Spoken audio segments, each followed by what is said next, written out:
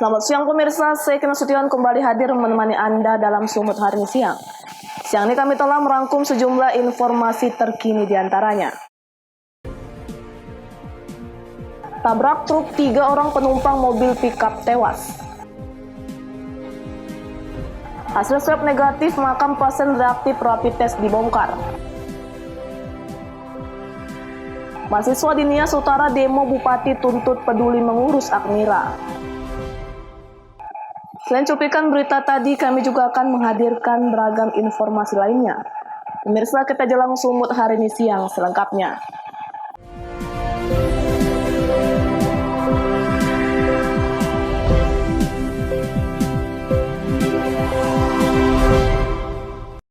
Pemirsa, kecelakaan lalu lintas terjadi di Jalan Tol Medan Tebing Tinggi, tepatnya di jalur Ambon kilometer 54, Kabupaten Serdang Bedagai, Sumatera Utara. Pada Selasa 8 September 2020 pagi, akibat insiden tersebut 3 orang meninggal dunia di lokasi kejadian.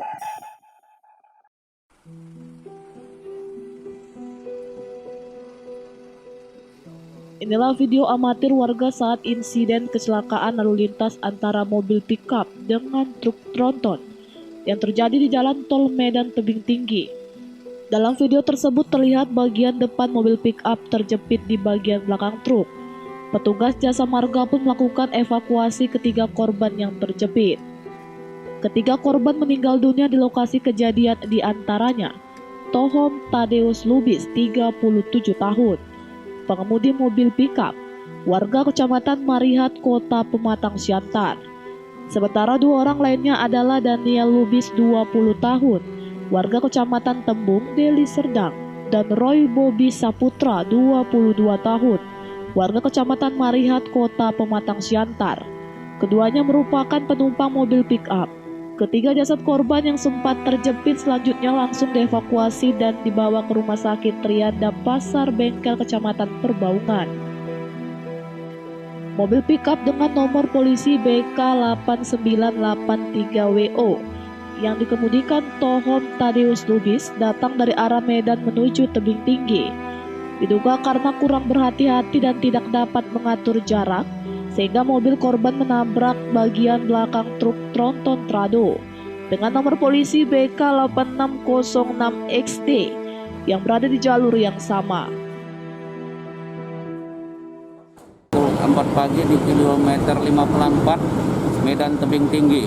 Tepatnya itu di sekitar Desa Melati, Kecamatan Perbaungan. Nah, itu ada satu unit mobil pickup, pickup Grand Max, itu menabrak belakang mobil tronton truk yang sedang berjalan.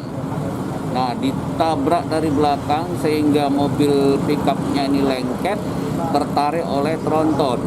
Nah, setelah sadar ini kok berat kali, mungkin ada perasaan supir dari tronton ini berhenti, dilihat mobil pickup ini sudah lengket di bawah kolong mobil tronton. Ada korban jiwa Pak dalam insiden tersebut? Nah, pickup ini 3 penumpangnya, supirnya, kemudian ada 2 lagi, semuanya laki-laki. Nah, itu dilihat telah meninggal dunia di tempat.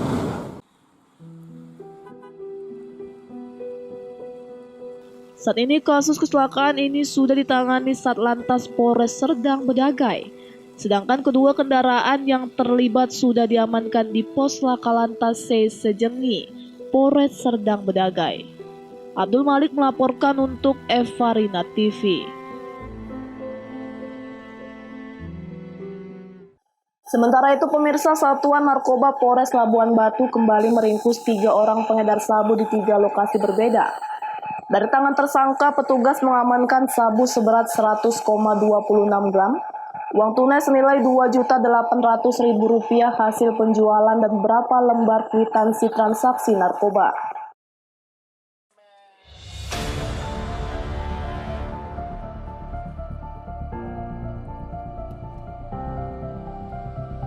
Ketiga tersangka masing-masing JS warga Padang Bulan, Labuhan Batu, WR dan ST, keduanya warga Kampung Rakyat Labuhan Batu Selatan, Sumatera Utara. Kapolres Labuhan Batu AKBP Denny Kurniawan menjelaskan, Pihaknya kembali meringkus 3 orang pelaku pengedar narkoba jenis sabu yang kerap meresahkan masyarakat di 3 lokasi yang berbeda.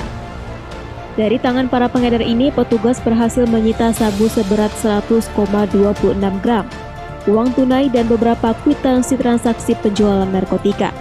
Pengungkapan peredaran narkoba ini dilakukan atas aduan masyarakat yang tergabung dalam Gerakan Masyarakat Labuhan Batu Selatan Perangi Narkoba. Jadi memang pada sore hari ini kita mengekspos 3 orang tersangka kasus narkotika jenis sabu-sabu. Dan 3 orang tersebut diamankan di 3 TKP yang berbeda, ya, dengan barang bukti yang terbesar dari tersangka sama JS yaitu seberat 101,6 gram. Ya. Kemudian juga ada beberapa tersangka lainnya, termasuk kita juga temukan kwitansi surat terima uang, surat terima barang dari tersangka pada orang lain. Ini yang terus kita lakukan pengembangan untuk memastikan bahwa kita akan melakukan penindakan terhadap orang yang masih bermain-main dengan narkotika, untuk memastikan bahwa wilayah Labuhan Batu Raya kita tidak. Demikian. Ketiga tersangka kini terpaksa mendekam di sel tahanan Polres Labuhan Batu dan dijerat dengan pasal 114 subsidiar 112 dari Undang-Undang RI Nomor 35 Tahun 2009 tentang narkotika dengan hukuman maksimal 20 tahun penjara. Ucok Sitorus melaporkan untuk Evarina TV. Pemirsa, kantor Syah Bandar Otoritas Pelabuhan Tanjung Balai Asahan melakukan pemberhentian sementara bangunan reklamasi yang tak memiliki izin di Kelurahan Kapias, Pulau Buaya, Kecamatan Teluk Nibung, Kota Tanjung Balai.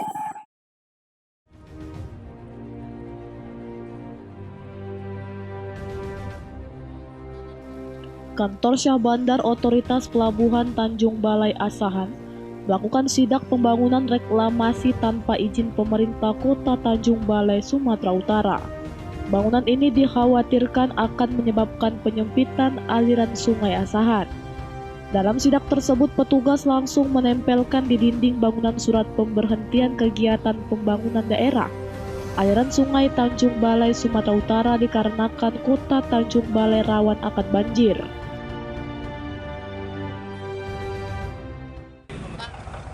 Ya, kalau kita tergantung nanti pengukurannya. Cuma kalau melihat secara kasat mata ini sudah termasuk reklamasi karena melakukan penimbunan di atas air kan gitu. Cuman kita harus mengukur lagi tanah yang disangkakan milik mereka itu batasnya sampai mana, apakah sudah terkena abrasi apa belum, dan sampai mana mereka menimbun. Nanti setelah kita lakukan pengecekan, pengukuran sama pertanahan nanti baru ketahuan bahwa ini sudah termasuk reklamasi kan. Sanksi-sanksi sendiri, Pak? Ya, sanksi-sanksi yang harus ini kan kita harus bekerja sama dengan instansi terkait. Karena permasalahan ini harus bekerja sama, tidak bisa kita sendiri yang menyelesaikan. Karena dalam kementerian kami hanya bisa memberikan teguran untuk pemberhentian pembangunan, tanpa punya kewenangan kami untuk membongkar atau apa kan gitu.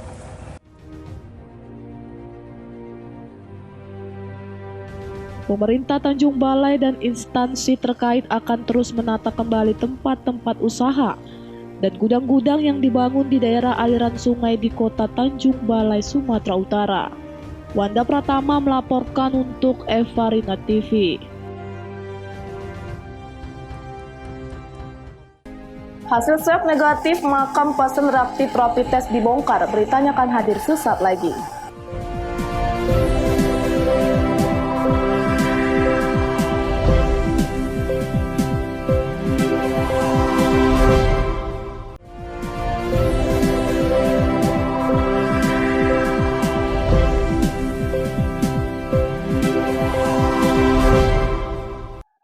Terima kasih masih bersama kami pemirsa. Makam seorang pasien yang dinyatakan reaktif rapid test dibongkar kembali oleh pihak keluarga setelah hasil swab dinyatakan negatif.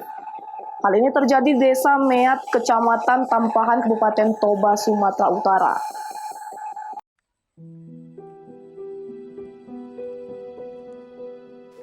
Pasien berinisial ES berusia 76 tahun meninggal dunia pada hari Minggu 6 September pagi di RSUD HKBP Balige.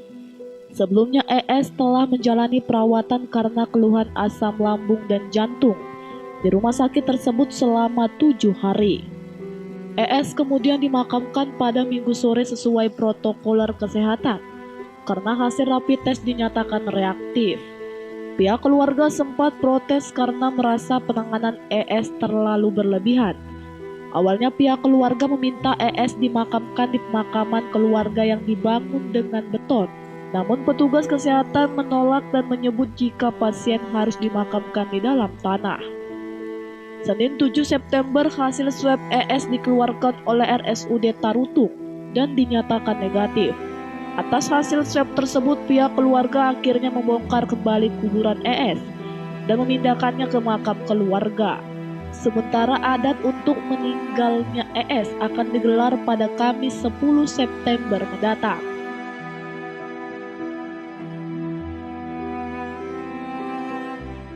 Tanggapan pihak keluarga setelah ternyata dinyatakan negatif oleh hasil swab seperti apa?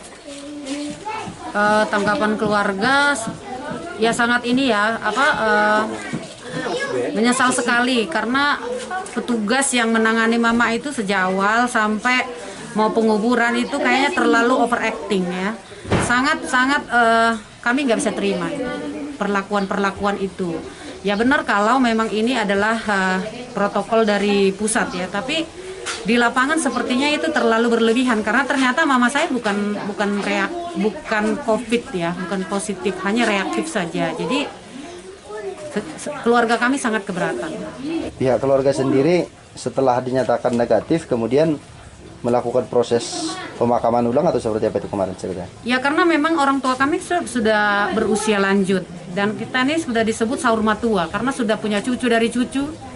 Ya, cucunya sudah punya anak, jadi udah saruma tua. Sehingga kami ini harus menghormati untuk memberikan pelepasan terakhir upacara. Jadi kami berembuk secara adat, kekeluargaan dan semua aparat desa kami langsung koordinasi. Gitu. Apakah ini bisa dilakukan pemakaman ulang? Kemarin mereka bilang itu terserah keluarga. Yang penting hasilnya sudah negatif.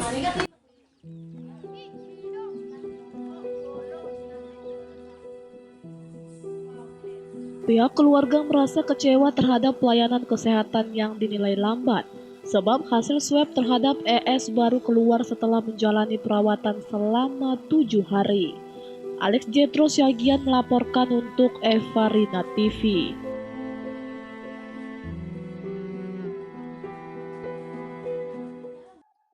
Pemirsa, sebagian pelayanan di Rumah Sakit Umum Daerah Gunung Sitoli dibatasi hingga 14 hari ke depan.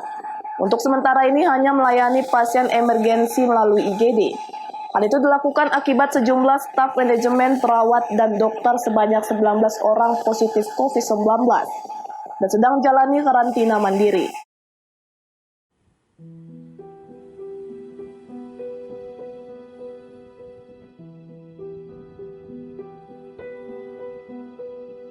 Akibat sejumlah staf manajemen, perawat, dan dokter Rumah Sakit Umum Daerah Gunung Sitoli, yang mana 4 orang dokter dan 15 orang tenaga medis lainnya positif COVID-19 dan sedang menjalani karantina mandiri, pelayanan instalasi rawat jalan dan fisioterapi ditutup selama 14 hari ke depan.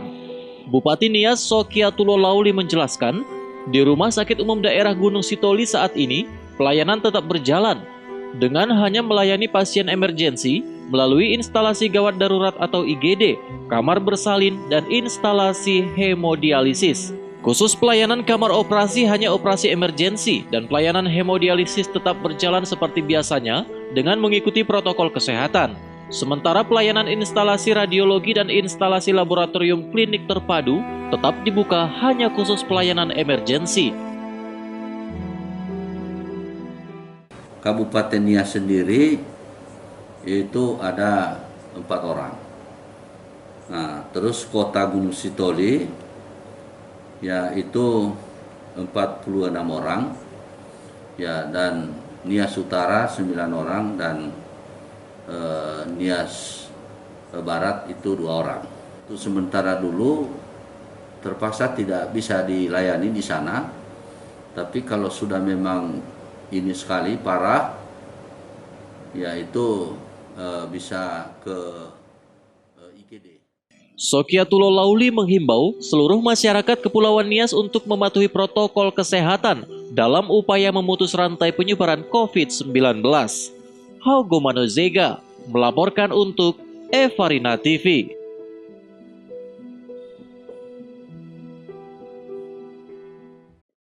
Pemirsa, seorang tahanan kasus narkoba di Polsek Medan Timur Selasa siang melangsungkan pernikahan.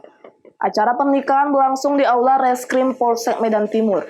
Disaksikan petugas KUA Kecamatan Medan Timur dengan mematuhi protokol kesehatan.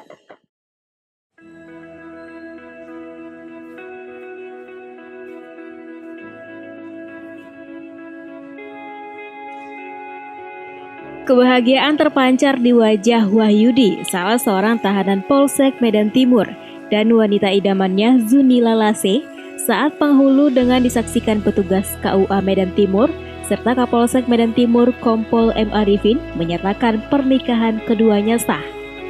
Dalam pernikahan ini tidak banyak keluarga dari kedua mempelai hadir. Wahyudi, tahanan Polsek Medan Timur yang terlibat kasus narkoba, menyerahkan seperangkat alat sholat kepada mempelai wanita sebagai mahar.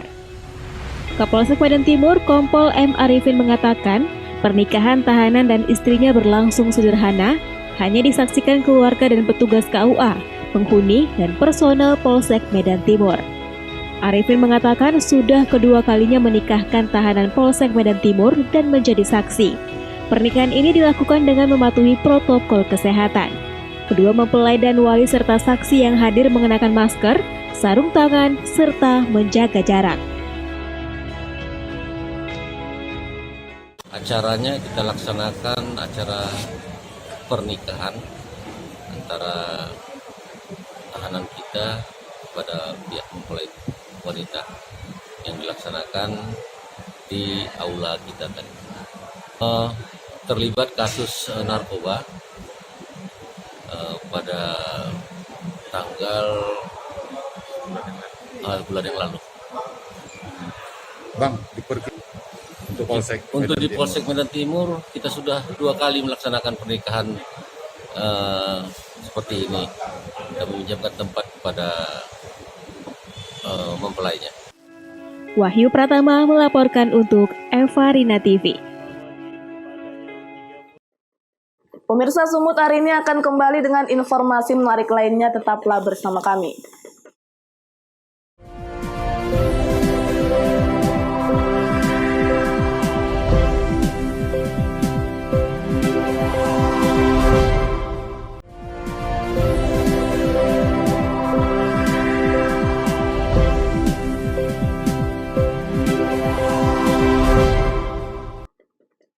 Terima kasih masih bersama kami. Pemirsa, dinilai tidak becus mengurus Akademi Komunitas Negeri Nias Utara atau Akmira.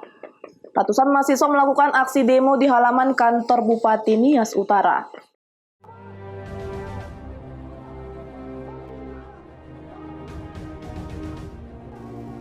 Ratusan mahasiswa melakukan aksi demo di halaman kantor Bupati Nias Utara. Para mahasiswa menuntut agar Bupati memperhatikan nasib Akmira. Akmira yang merupakan satu-satunya universitas negeri yang ada di Kepulauan Nias, kini di ujung tanduk. Beberapa asumsi Akmira akan tutup dengan sendirinya karena kerjasama sama ini dengan Politeknik Pertanian Negeri Payakumbuh. Dari tahun 2013 telah berakhir pada tahun 2019 yang lalu. Tahun 2020 ini sudah mulai tidak menerima mahasiswa baru. Honorarium para dosen tidak dibayarkan oleh Pemda Nias Utara sejak bulan Januari lalu. Dan wisuda tahun ajaran ini diprediksi tidak bisa diselenggarakan lagi. Seluruh mahasiswa resah dan dinilai Bupati Nias Utara tidak becus mengurus Akmira tersebut sehingga beberapa kali melakukan audiensi dan aksi demonstrasi di halaman kantor Bupati.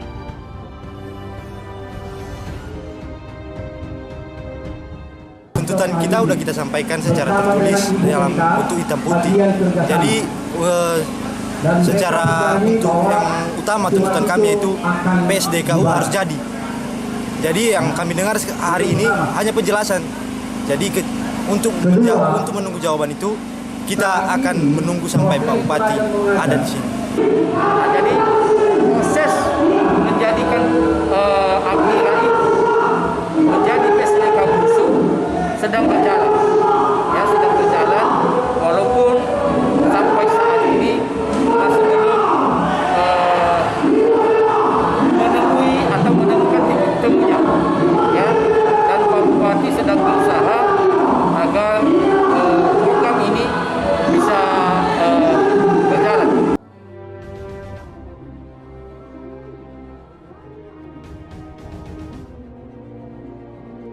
Bila hal ini tidak ada kepastian, mahasiswa Admira akan kembali melakukan aksi demo.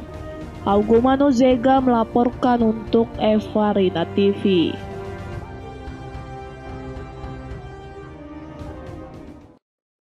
Pemirsa, pariwisata Bali mulai bergeliat setelah sempat tertidur akibat pandemi COVID-19 yang melanda Indonesia dan juga global. Sejak dibukanya kembali pariwisata Bali pada 31 Juli lalu, jumlah wisatawan domestik yang datang ke Pulau Dewata melalui Bandara Ngurah Rai meningkat mencapai 2.500 orang per hari.